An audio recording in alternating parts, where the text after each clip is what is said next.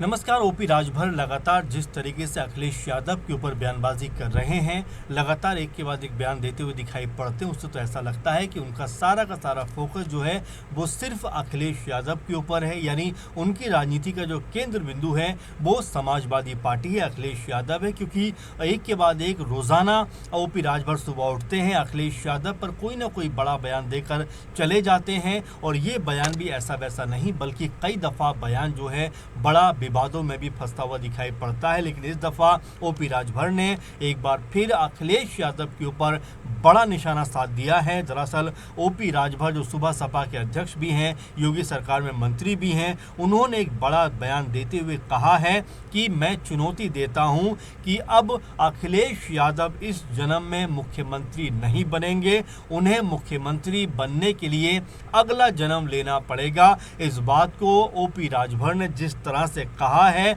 वो एक बार फिर से सियासी गलियारों में चर्चा का विषय बन गया। आपको बता दें कि ओपी राजभर बीते दिन वाराणसी पहुंचे थे और वाराणसी पहुंचने के बाद उन्होंने अखिलेश यादव पर बड़ा बयान देकर एक बार फिर से सियासी माहौल को गरमा दिया है। यानी सियासी माहौल में हलचल उन्होंने पैदा कर दी है। दरअसल ओपी राजभर ने जिस तरह से अखिलेश यादव को चुनौती देते हुए कहा कि अब इस दफ़ा यानी अब इस जन्म में वो मुख्यमंत्री नहीं बन पाएंगे। अब जो मुख्यमंत्री बन चुके तो बन चुके, लेकिन अब इसके बाद वो कभी भी उत्तर प्रदेश के मुख्यमंत्री नहीं बन पाएंगे। और अगर उनको मुख्यमंत्री बनना है तो उनको अगला जन्म लेने की तैयारी करनी चाहिए। इस तरह का बयान ओपी राजभर ने अखिलेश यादव को दिया है। आपको बता दें कि ओपी राजभर इसके साथ में कहते हुए नजर आते हैं कि सपा प्रमुख अखिलेश यादव राम मंदिर चढ़ावा मामले में सवाल उठा रहे हैं, लेकिन अब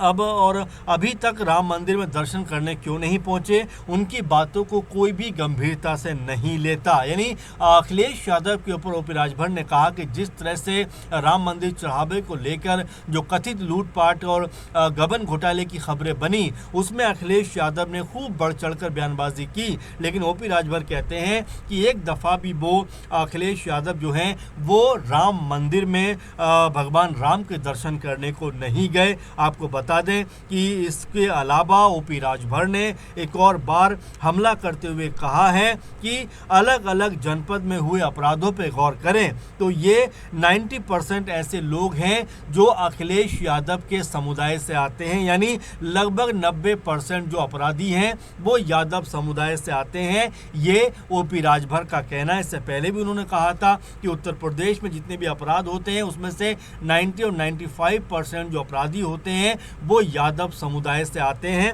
अखिलेश यादव पर हमला करते हुए उन्होंने कहा कि एक बात मैं फिर स्पष्ट कर देना चाहता हूं कि अखिलेश यादव अगले जन्म में मुख्यमंत्री बनने के बारे में सोच सकते हैं, इस जन्म में तो मुख्यमंत्री बनना अब असंभव नहीं है। उन्होंने कहा कि विरासत में सत्ता मिल सकती है लेकिन बुद्धि विरासत में नहीं मिलती। इस तरह की बात ओपी राजभर यहां पर कहते हुए नजर आते हैं। दरअसल ओपी राजभर ने इन 2-3 महीने के अंदर लगातार एक के बाद एक अखिलेश यादव के ऊपर निशाने साधे हैं, अखिलेश यादव के ऊपर करारे हमले किए हैं और अखिलेश यादव को टारगेट करते हुए उनके खिलाफ जो है कई विवादास्पद बयान दिए हैं। और एक बार फिर वो ये कहते हुए नजर आते हैं कि अगर अखिलेश यादव मुख्यमंत्री बनने के बारे में सोच रहे हैं तो वो ये बात भूल जाएं, क्योंकि अब भूले से भी वो मुख्यमंत्री नहीं बन सकते। अगर उनको मुख्यमंत्री बनना है तो अगला जन्म लेना पड़ेगा। और साथ में वो कहते हैं कि विरासत में सत्ता तो मिल सकती है लेकिन बुद्धि नहीं मिल सकती, क्योंकि 2012 में जब समाजवादी पार्टी सत्ता में आई थी उस समय मुलायम सिंह यादव सबसे बड़ा चेहरा थे और मुलायम सिंह यादव जी ने ये कहा कि अब वो नहीं बल्कि उनके बेटे यानी अखिलेश यादव मुख्यमंत्री बनेंगे और उसके बाद वो मुख्यमंत्री बनते हुए नजर आते हैं। इसी बात को यहाँ पर जो ओपी राजभर हैं वो कोट करते हैं और कहते हैं कि विरासत सत्ता में मिल सकती है, यानी पिता की चाहत पर वो मुख्यमंत्री तो बन गए, लेकिन अगर जहाँ तक बुद्धि की बात है तो वो कभी भी इस तरह से नहीं मिलती। तो इस तरह से उनकी अक्लमंदी यानी अखिलेश यादव की बुद्धिमत्ता अक्लमंदी पर भी ओपी राजभर सवाल उठाते हुए दिखाई पड़ते हैं। लेकिन वहीं अगर ओपी राजभर के बेटे की बात करें, अरविंद राजभर, जो चुनाव हारे थे 2024 में, वो ये बात कहते हुए नजर आते हैं कि 2009 में कांग्रेस पार्टी की तरफ से उनको बड़ा ऑफर था, उनको 700-800 करोड़ का दिए जाने की बात कही जा रही थी, कई राज्यसभा सीटें भी दी जाने की बात कही जा रही थी। इस तरह की बातें उनके बेटे करते हुए नजर आते हैं। तो सवाल वाकई उठते हैं कि क्या राजनीतिक तौर पर ही वो बयानबाजी कर रहे हैं या मुंगेरी लाल के हसीन सपने देख रहे हैं, क्योंकि 2009 में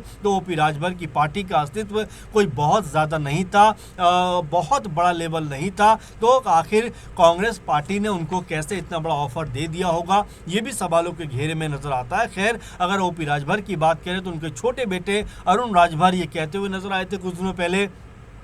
कि हमारी पार्टी यानी सुबह सपा के 3 जो विधायक हैं वो समाजवादी पार्टी का झंडा लगाए हुए दिखाई पड़ते हैं, और यानी कि 6 में से 3 विधायक तो लगभग सपा के दरवाजे पे खड़े हैं। और वहीं अब्बास अंसारी के बारे में लगातार ये खबरें हैं कि वो भी सपा में जाने को तैयार हैं, क्योंकि बीते दिनों वो एक मंच पे भी नजर आए जहां पर उनके चाचा अफजल अंसारी जो समाजवादी पार्टी से सांसद हैं, इसके अलावा धर्मेंद्र यादव जो आजमगढ़ से सांसद है समाजवादी पार्टी के, और ये वजह कहीं ना कहीं बनती है ये बताने की कि क्या अब अब्बास अंसारी भी लगभग ये तय कर चुके हैं कि उनको जो है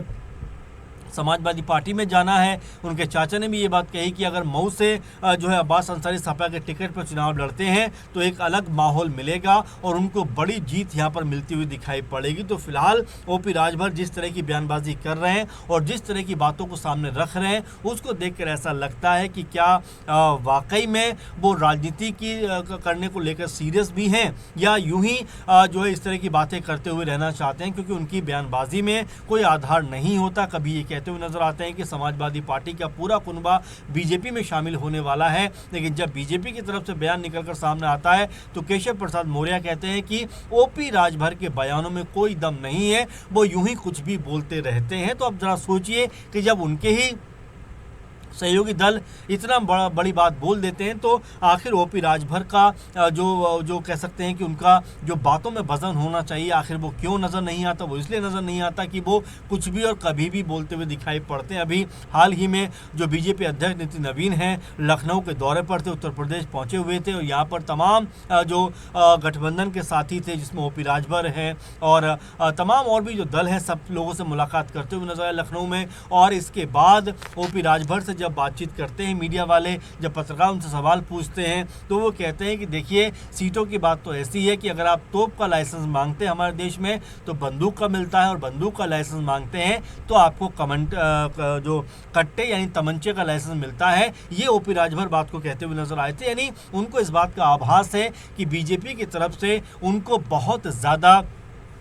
जो सीटें हैं वो मिलती हुई नज़र नहीं आएंगी। तो अपना घर देखने के बजाय ओपी राजभर लगातार दूसरों के घरों में ताका झांकी कर रहे हैं, दूसरों के ऊपर बयानबाजी कर रहे हैं, जबकि 3-4 साल से लगातार मंत्री हैं और मंत्री रहने के दौरान उन्होंने क्या कुछ किया उत्तर प्रदेश के लिए, क्या कुछ राजभर समाज के लिए किया, अपना लेखा जोखा उनको लोगों के सामने रखना चाहिए। लेकिन वो अखिलेश यादव पर लगातार जो निशाना साधते हुए दिखाई पड़ते हैं, जो सत्ता में भी नहीं है, तो आखिर अपनी सरकार से, अपने ओहदे से उन्होंने क्या कुछ राजभर समुदाय के लिए किया है या सरकार ने क्या कुछ लोगों के लिए किया है, इसका लेखा जोखा उनको बताना चाहिए। लेकिन वो सिर्फ बयानबाजी में ही मशगूल दिखाई पड़ते हैं। बड़ा प्रश्न ये बन जाता है कि अब जब बातचीत हुई है और जब सीटों का समीकरण तय हुआ है तो आखिर ओपी राजभर के हिस्से में कितनी सीटें आई होंगी, इसको लेकर भी लगातार अब जो गहमा गहमी है, लगातार जो पारा है राजनीति का उत्तर प्रदेश में वो हाई होता हुआ दिखाई पड़ता है। क्योंकि एक समय तो ये भी कहा जा रहा था कि लगभग 50 सीटें जो है ओपी राजभर के पाले में जा सकती हैं, लेकिन अब जब उनका बयान ऐसा आया है तो जाहिर बात है कि उनके हिस्से में कोई बहुत ज़्यादा सीटें नहीं होंगी। और अब जिस तरह से वो ये बात कहते हुए नजर आते हैं कि मुख्यमंत्री बनने की लालसा अखिलेश यादव को छोड़ देनी चाहिए, अगर मुख्यमंत्री बनने की हसरत उनमें है तो अगले जन्म के बारे में सोचना चाहिए, क्योंकि इस जन्म में तो अब वो मुख्यमंत्री कभी नहीं बन पाएंगे। अब इस बयान को लेकर समाजवादी पार्टी की तरफ से क्या रुख सामने आता है, अखिलेश यादव की तरफ से क्या पलटवार दिखाई पड़ता है, और जो बयान